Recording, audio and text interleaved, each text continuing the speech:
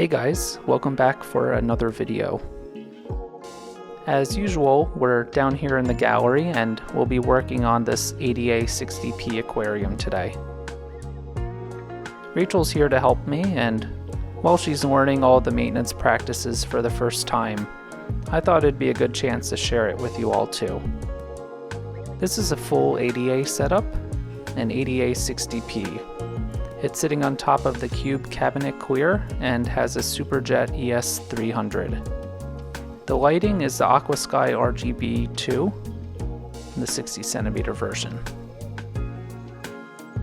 In teaching Rachel how to maintain an aquarium, I've learned that most of the maintenance practices that we have in the hobby are relatively simple to do, but the hardest thing is developing an eye and being able to diagnose the things that need to be addressed. We spent a good deal of time just looking through the tank and discussing all of the things that we were going to do for this maintenance session. There are certain repetitive tasks that we just do no matter what, like changing the water or cleaning the glass, but the fun is in all of the specific tasks to that unique aquarium. In this case, we were talking about the Cyperus helferi and how some of the older yellow leaves needed to be trimmed back. We also had to address the hard water stains that developed as a result of the Ryuoh Stone, and the filter lily pipes and its hosing needing to be cleaned. As I'm really particular and maybe bordering OCD, it's a bit difficult for me to hand the reins over to Rachel.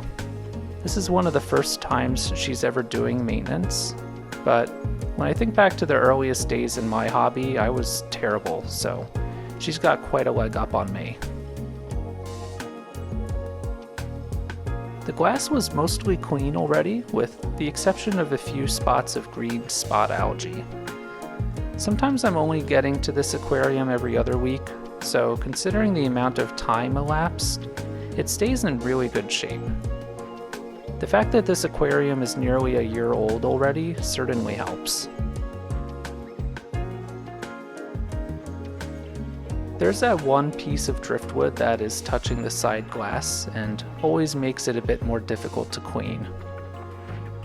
It wasn't originally touching the glass like that, but kind of fell down over time.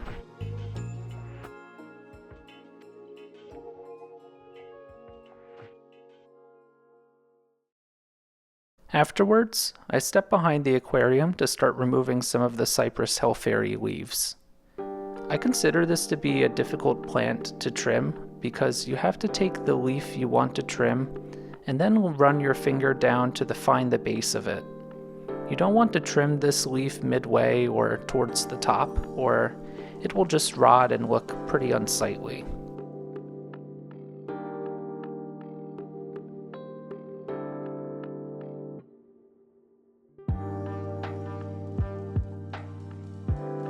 Rachel watched at first and then started giving it a try. The longer ADA Pro scissors definitely makes the task more simple.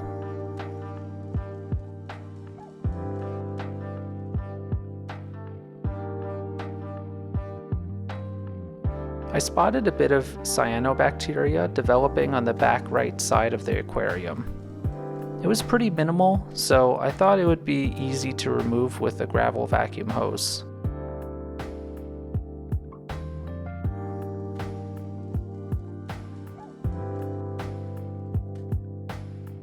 Then I start to clean the sand substrate.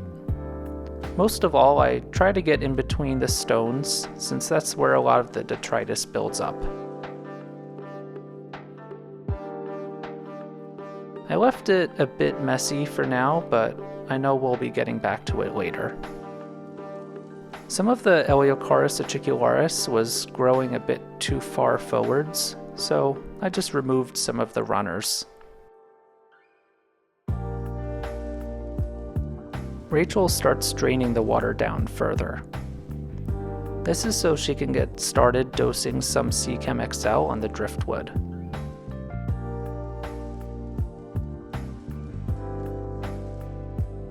It hasn't been flaring up or causing too much of a problem, but there's definitely some BBA growing on it.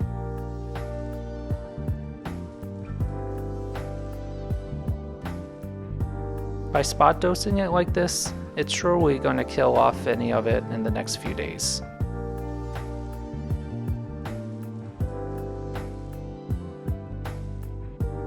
We try to clean the CO2 diffusers and lily pipes every other week or whenever algae becomes present. So I dip the CO2 diffuser into a water and bleach solution.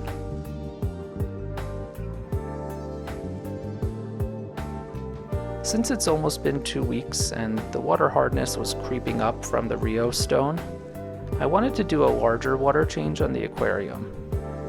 Rachel took it down to about the bottom third, so it's almost a 2/3 water change here.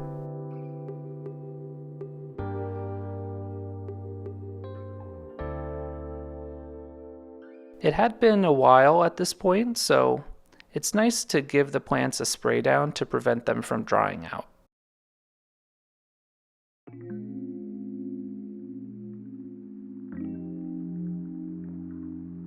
Onto cleaning the lily pipes and hosing, Rachel uses the ADA spring washers to clean the inlet lily pipe first.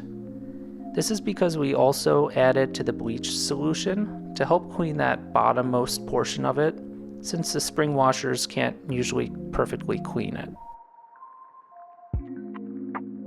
The same process is repeated for the outlet lily pipe and the hosing.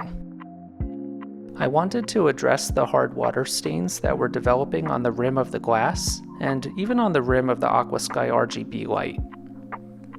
I add a bit of white vinegar onto a paper towel, and it mostly does a great job at breaking down the mineral deposits, making it look much cleaner. While Rachel cleans the rest of the hosing, I wanted to get a full filter cleaning done. I do feel that this ES300 is a bit undersized for the 6CP aquarium, so keeping it really clean is helpful in ensuring that the aquarium overall remains healthy.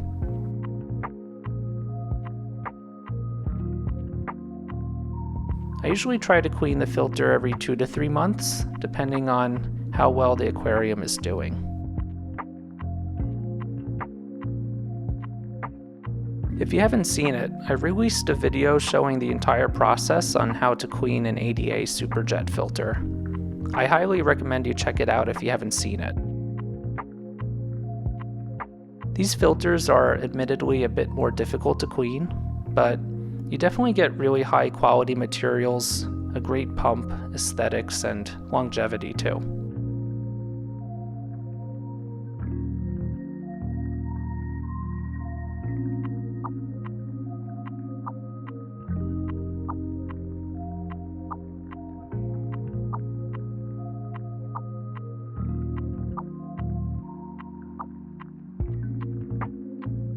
Rachel uses a sand flattener to level out the remaining sand.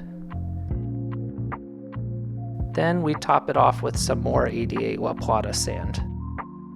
I like to keep the sand really shallow in my setups. The aquarium is all ready for fill up.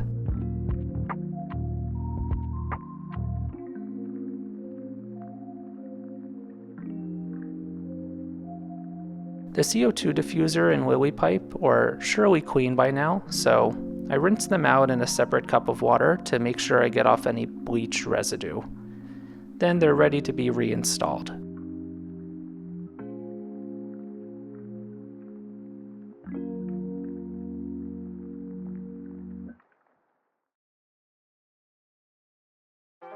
I prime the filter the old-fashioned way by sucking into the outlet hose. I let it run into a bucket of water until it runs completely clear. Then I temporarily stop the water flow with my finger until the lily pipe is properly installed.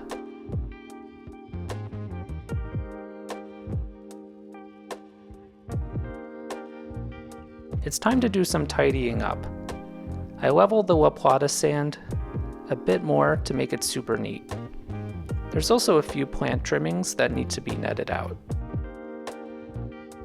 Because there was a bit of cyanobacteria, I decided to dose the tank with ChemiClean. It's more popular in the reef hobby, but you can use this pretty effectively to remove cyanobacteria in planted aquariums as well. I just need to dose 1 spoonful per 10 US gallons. Then stir it up until fully dissolved and add it to the water. It does recommend a 20% water change after 48 hours and a repeat dose if necessary. Not gonna lie, I forget to do that half the time.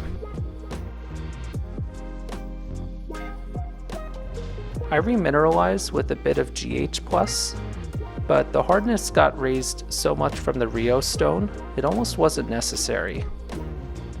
With a setup like this, it would definitely be more ideal if I were doing 2 water changes per week to keep up with the raising hardness of the stones. I know that Ryuoh Stone and Ryuoh Stone are so common in the hobby and are usually affordably targeted to beginners.